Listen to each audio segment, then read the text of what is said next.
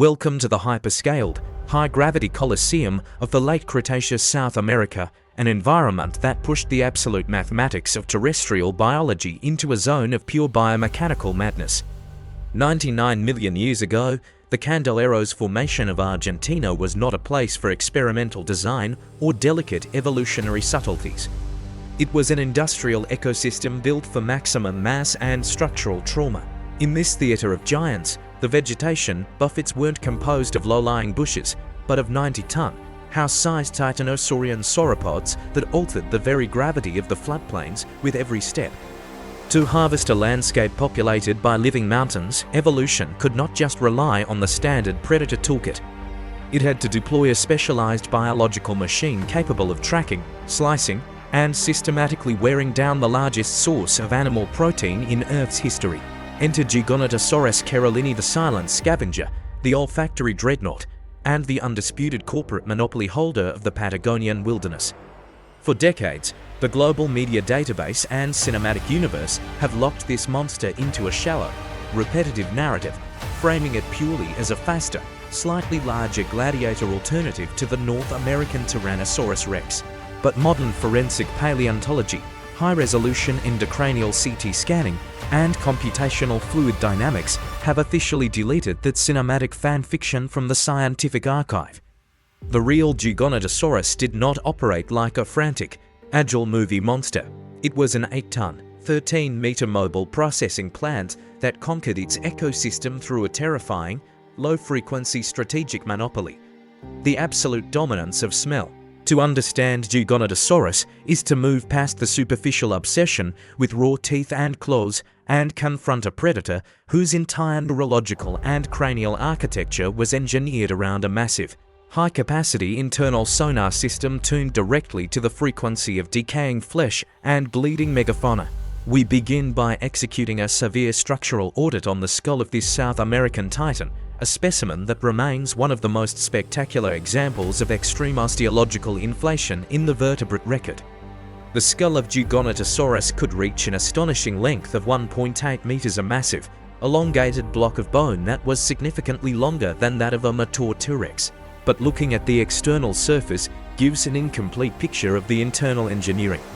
When we run this massive structure through modern industrial computed tomography scanners, the digital reconstruction reveals a shocking neurological map. The brain case of Giganotosaurus was tiny, shaped like a narrow, elongated banana and possessing a volume that was nearly half the size of its later North American rival. But this neurological downsizing was not a design failure. It was a highly calculated resource reallocation. While the centers for complex social processing and deep coordination were heavily reduced, the anterior portion of the brain, the olfactory bulbs, underwent a massive, high-performance expansion. The neurological hardware responsible for processing scent particles didn't just grow. It colonized the front of the skull, transforming the entire 1.8-meter snout into a giant, high-sensitivity chemical laboratory. If you are thoroughly captivated by this raw, forensic, and deeply scientific deconstruction of the ancient world's heaviest tracking systems, ensure you are subscribed to the channel and have liked this video. Your continuous support is the only high-voltage current keeping our digital paleontology unit running at maximum output. This expanded olfactory suite meant that Giganotosaurus operated with a level of chemical spatial awareness that is almost impossible for a modern human to comprehend. It didn't just smell food. It mapped the entire Patagonian ecosystem through a continuous, real-time chemical grid. A single adult individual standing on a high rocky ridge in the ancient morning air could detect the precise coordinate of a bleeding, wounded Ankylosaurus from miles away, tracking the microscopic scent particles of iron and decaying proteins through dense river mists and volcanic ash clouds with the mathematical certainty of a modern guided missile. This olfactory dominance transformed its entire predatory philosophy.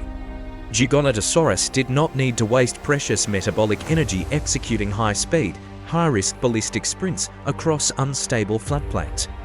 Instead, it was an elite long-distance tracker, a silent, low-energy scavenger-predator hybrid that simply waited for the environment to do the heavy lifting. It would trail the massive sauropod herds for days, moving with a steady, rhythmic bipedal gait powered by massive, low-set femoral complexes that optimized long-distance walking efficiency over explosive acceleration. If a juvenile titanosaur collapsed from heat exhaustion, if an adult was wounded during a river crossing, or if a rival predator made a kill, Giganotosaurus knew instantly. It would simply follow the chemical trail through the dark, appearing out of the tree line like an unstoppable 8-ton mountain of muscle and bone to claim the prize through pure psychological and physical intimidation. The dental and jaw architecture of this southern dreadnought was perfectly calibrated to interface with this tracking lifestyle. Unlike the thick, banana-shaped, bone-crushing teeth of tyrannosaurs, the jaws of Giganotosaurus were packed with over 70 blade-like, flat, and intensely serrated teeth that operated exactly like a row of biological machetes. This was a Carcharodontosaur dental philosophy, an engineering choice designed not to crush solid bone, but to inflict maximum surface area trauma and catastrophic soft tissue shearing. When Giganotosaurus caught up to its target, whether it was a living, slow-moving sauropod or a carcass guarded by smaller predators, it deployed a bite and bleed tactic. It would execute a series of rapid, high-velocity slashing bites into the muscular flanks or hindquarters of the giant herbivores, using its thin, razor-sharp teeth to open up massive, deep lacerations that triggered immediate, uncontrollable internal hemorrhaging. It didn't need to hold on to a struggling 90-ton animal. It simply bit once or twice, stepped back safely out of range of the victim's defensive tail clubs, and used its superior sense of smell to track the dying animal until it bled to death from systemic shock. This was a clinical, resource-efficient system of attrition, a method of predation where the true weapon wasn't the force of the jaw, but the unyielding physics of fluid dynamics and chemical tracking. The postcranial skeleton of Giganotosaurus was an extension of this heavy-duty, long-distance design. The spine was stiffened by high, robust neural spines that provided massive anchor points for a complex network of dorsal ligaments and muscles, creating a solid structural bridge that distributed the immense weight of the elongated skull safely across the heavy, pillar-like hind limbs. The arms, while small compared to the overall body length, were significantly larger and more functional than those of a T-Rex, equipped with 3 fingers armed with sharp, curved claws that could be used to anchor the predator against a massive carcass during a heavy feeding session. The tail was a heavy, muscular counterweight that swung in a tight, controlled arc, stabilizing the 8-ton frame during tight directional pivots on the shifting river sands. This was the real Giganotosaurus carolinii, an environmental titan that didn't need Hollywood's frantic speed or explosive dramatics because its entire biological blueprint was already optimized for total, unchallenged sensory and physical supremacy across the ancient plains. As we transition deeper into the specific battlefield forensics of their interactions with the giant sauropods of the Candeleros and explore how their unique social hierarchies allowed them to form temporary, terrifying coalitions to bring down the largest animals to ever walk the earth, we find an organism that didn't just participate in the Cretaceous arms race. It stood as the definitive, scent-driven architect of its entire ecosystem. The finality of the Giganotosaurus legacy forces us to confront a profound and inescapable law of macroevolution. The grander the structural pyramid an organism constructs, the more catastrophic its inevitable collapse when the physical foundation of the planet begins to shift. For millions of years, Giganotosaurus carolinii reigned as the absolute operational peak of the Carcharodontosaur dynasty, an 8-ton long-distance tracking engine that systematically monopolized the energy webs of ancient Patagonia. It did not hold this territory through the chaotic sprints or explosive gladiator dramatics of popular fiction. It conquered its world through the clinical, mathematically precise exploitation of its 1.8-meter skull, its hyper-expanded olfactory suite, and its specialized bite and bleed jaw mechanics.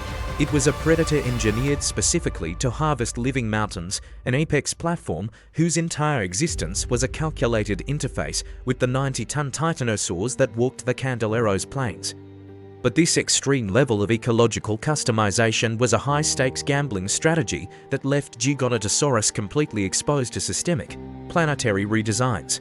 When the mid-Cretaceous period began to slide into the Turonian stage, the global climate software executed a massive, violent reconfiguration.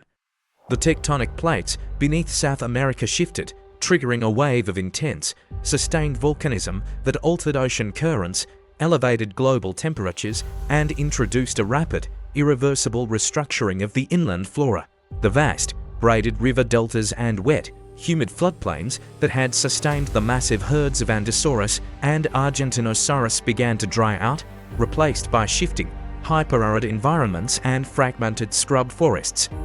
For 90-ton sauropods, which required metric tons of high-moisture vegetation every single day to fuel their immense biological towers, this environmental fragmentation was a terminal system error. They dropped out of the software of the biosphere, their populations plummeting toward absolute extinction. And as the living mountains disappeared from the Patagonian horizon, the entire predatory infrastructure of Giganotosaurus collapsed into empty space. An 8-ton tracker designed to follow a multi-ton blood trail over kilometers cannot pivot its massive mass to hunt the small, agile, and fast-moving ornithopods or feathered coelurosaurians that were beginning to colonize the changing landscape. The machete-like teeth, built for wide, non-closing soft tissue lacerations, found no targets large enough to absorb the trauma without instantly disintegrating, rendering the elite bite and bleed strategy completely obsolete. The immense olfactory bulbs, which had mapped the chemical coordinates of decaying sauropod megacarcasses across miles of wilderness, now registered nothing but the silent, empty expanses of a dying ecosystem. The great coalitions that had once gathered in the chaotic banquet zones to strip metric tons of meat from fallen titans dissolved under the crushing weight of absolute calorie starvation. Giganotosaurus did not go down in a spectacular cinematic duel against a superior rival.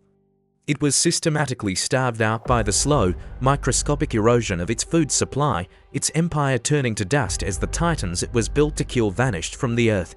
If this uncompromising, forensic, and deeply detailed unmasking of the ancient world's heaviest tactical conflicts and sensory monopolies has fundamentally rewritten your understanding of the dinosaurian dynasty, ensure you are subscribed to the channel and have liked this video. Your continuous engagement is the exact foundation upon which we resurrect these lost empires with total scientific precision. In the millions of years that followed this mid-Cretaceous global reset, nature completely deleted the Carcharodontosaurus source code from the active database of terrestrial life. The mammals that would inherit the continents after the final Mesozoic cataclysm would experiment with tracking packs and olfactory specialization, but they would leave the architecture of the 8-ton bipedal slicing dreadnought buried forever deep within the Patagonian strata. Modern apex predators like wolves and lions utilize an entirely different mechanical and behavioral philosophy, relying on high flexibility skeletons, complex social cooperation, and respiratory systems optimized for high-speed endurance rather than the massive, low-energy attrition style of the southern reptile kings.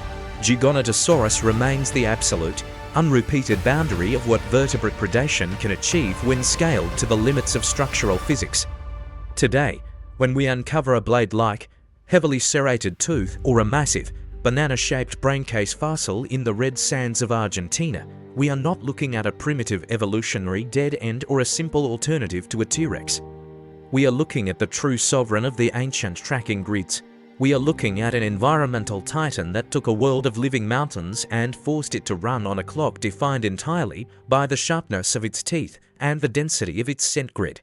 It is a permanent geological reminder that life on Earth is an unyielding calculation of mass, fluid dynamics, and resource availability, a battlefield where every line of bone, every olfactory nerve fiber, and every mandibular symphysis is measured against the permanent, unchanging laws of kinetic energy and thermodynamic balance.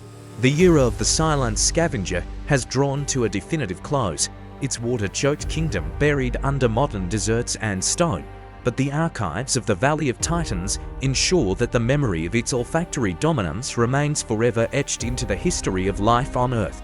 This is the final transmission from the Patagonian siege ground, the ultimate curtain call for the Southern Hemisphere's favorite biological dreadnought, and the definitive proof that even when a lineage is erased from the face of the Earth, the structural authority of the fossil record will always rise to claim its crown until the very last grain of sand.